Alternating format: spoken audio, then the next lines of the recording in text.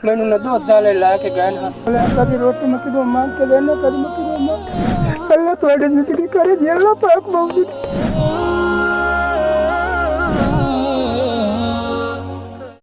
दूध दूध लेन गया हम तो दूध ला के हटिया में ढह गया मैंने न दूध डाले ला के गए अस्पताल में इलाज होया डॉक्टर मैंने रोक दिता भाई तू औखा काम नहीं हुन करना ये 2 सौदा छोड़ दे मैं जो 3 चौथा महीना में वेला बैठा मेरा स्कूटर वेग गया मेरा ड्रम वेग गया मैं वेला बैठा मैं रोटी की तरह मांग के कमना मैं इतना मैं 300 रुपये टीचर किराया दिता जो थोड़ी वीडियो वेखी हो सके उससे वहाँ चल करे तेरा कोई हल हो बस ते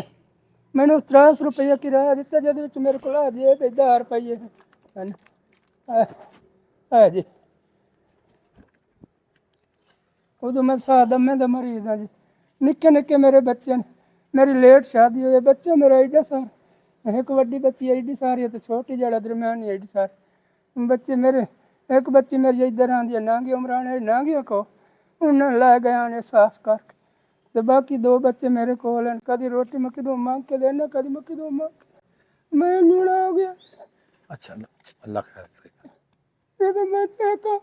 उधर देखा मैं शर्म आंदी बैठी अल्लाह ताला खैर करेगा परेशान ना हो ਤੁਸੀਂ ਹੁਣ ਕੀ ਚਾਹੁੰਦੇ ਕੀ ਹੋ मैं चाहना जी मेरा कोई कारोबार छोटा मोटा मैं कर लवां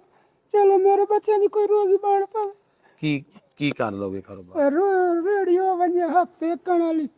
वो बने या कोई और च बना के दियो तो ਤੁਸੀਂ ਦੱਸਣਾ ਨਾ ਮੈਨੂੰ ਤੁਸੀਂ ਦੱਸੋਗੇ ਤਾਂ ਫੇਰ ਹੈ ये रेड ठीक है जी मैं आराम नाल किसी अड्डे ते खला रहे ਹਾਂ अपना रोज ही कमाइंदा रहे ਫਰੂਟ ਦੀ ਰੇੜੀ ਲਾ ਲੋਗੇ फरूट दी लाल है सन ਸਬਜ਼ੀ ਜਾਂ ਫਰੂਟ ਦੀ जी जी ਅੱਛਾ ਖੁਸ਼ ਹੋ ਫਿਰ खुश हाँ जी अल्लाह थोड़ी जिंदगी करे अल्लाह पाक तो पाओ ਚਲੋ ਤੁਹਾਡੀ ਰੇੜੀ ਦਾ ਬੰਦੋਬਸਤ ਕਰਦੇ ਆ ਇਨਸ਼ਾਅੱਲਾ ਹੋ ਜਾਏਗਾ मतलब नहीं जी अल्लाह थोड़ी जिंदगी करे जी ਹੁਣ ਘਰ ਚ ਰਾਸ਼ਨ ਰੂਸ਼ਨ ਕੋਈ ਨਹੀਂ ਹੈਗਾ नहीं जी राशन कोई नहीं कहता सेंदा पे मैं रोटी कहीं कि मांग के देना आप किसी भूखा सा है ना किसी कि ग्राम ला लेना मैं हो गया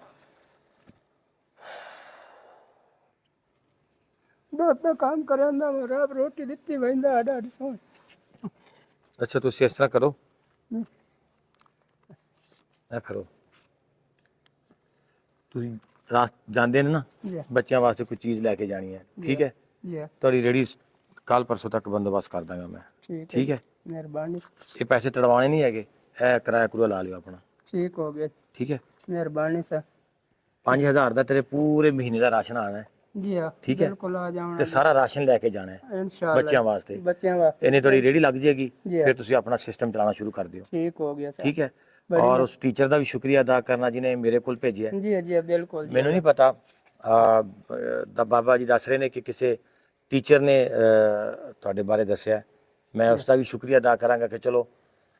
ਸਾਨੂੰ ਇੱਕ ਨੇਕੀ ਦਾ ਮੌਕਾ ਮਿਲਿਆ ਮੈਂ ਕੋਸ਼ਿਸ਼ ਕਰਾਂਗਾ ਇਨਸ਼ਾਅੱਲਾ ਕਿ ਜਿਸ ਉਮੀਦ ਨਾਲ ਤੁਸੀਂ ਭੇਜਿਆ ਉਸ ਉਮੀਦ ਦੇ ਨੂੰ ਮੱਦੇਨਜ਼ਰ ਰੱਖਦੇ ਆ ਬਾਬਾ ਜੀ ਨੂੰ ਇਨਸ਼ਾਅੱਲਾ ਫੈਸਿਲਿਟੇਟ ਕਰਾਂਗੇ ਫਿਰ ਮਕਸਦ ਉਹੀ ਹੈ ਕਿ ਚਲੋ ਕਿਸੇ ਦਾ ਹੁਣ ਤੁਸੀਂ ਸਭ ਦੇਖ ਰਹੇ ਹੁੰਦੇ ਹੋ ਕਿ ਹੁਣ ਇਹ ਬੰਦਾ ਜਿਹੜਾ ਹਾਰਟ ਪੇਸ਼ੈਂਟ ਹੈ ਉਹਨੂੰ ਸਾਹ ਨਹੀਂ ਆ ਰਿਹਾ ਹੁਣ ਉਹ ਮੇਰੇ ਕੋਲ ਬੈਠੇ ਤੇ ਉਹਦੇ ਕੋਲ ਸਾਹ ਨਹੀਂ ਲਿਆ ਜਾ ਰਿਹਾ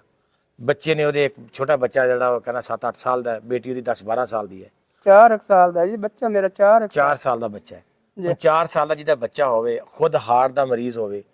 ਮੈਂ ਤੁਹਾਡੇ ਕੋਲ ਪੁੱਛਾਂਗਾ ਬਾਕੀ ਜਿਹੜੇ ਲੋਕੀ ਦੇਖਣਗੇ ਵੀਡੀਓ ਨੂੰ ਕਿ ਉਹ ਵਿਚਾਰਾ ਬੰਦਾ ਕੀ ਕਰੇ ਫਿਰ ਮੇਰਾ ਖਿਆਲ ਹੈ ਹਮਸਾਇਆ ਜਾਂ ਗਵਾਂਢੀ ਵੀ ਕੋਈ ਨਹੀਂ ਸਾਥ ਵਗੈਰਾ ਦਿੰਦੇ ਅਗਰ ਦਿੰਦੇ ਹੁੰਦੇ ਤੇ ਇੱਥੇ ਨਾ ਮੇਰੇ ਕੋਲ ਆਉਂਦਾ ਐਡੀ ਦੂਰ ਵਿਚਾਰਾ ਉਹ ਕਿੱਥੋਂ ਚੱਲ ਕੇ ਆਇਆ ਕੋਈ 50 ਕਿਲੋਮੀਟਰ ਫਾਸਲਾ ਕਰਕੇ ਔਰ ਇਸ ਟਾਈਮ ਦੀ ਜੇਬ 'ਚ ਸਿਰਫ 10 ਰੁਪਏ ਨੇ ਔਰ ਚਲੋ ਅੱਲਾਹ ਤਾਲਾ ਦੀ ਜ਼ਾਤ ਕਰਮ ਕਰੇਗੀ ਇਨਸ਼ਾਅੱਲਾ ਪੂਰੀ ਕੋਸ਼ਿਸ਼ ਕਰਾਂਗੇ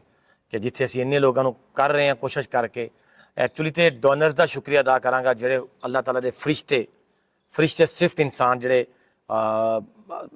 ਮਤਲਬ ਇਤਮਾਦ ਵੀ ਕਰਦੇ ਨੇ ਔਰ ਪਿਆਰ ਉਹਨਾਂ ਦੇ ਅੰਦਰ ਖੁਦਾ ਦਾ ਖੌਫ ਹੈ ਤਰਸ ਕਰਦੇ ਨੇ ਖੁਦਾ ਦਾ ਬਾਖੁਦਾ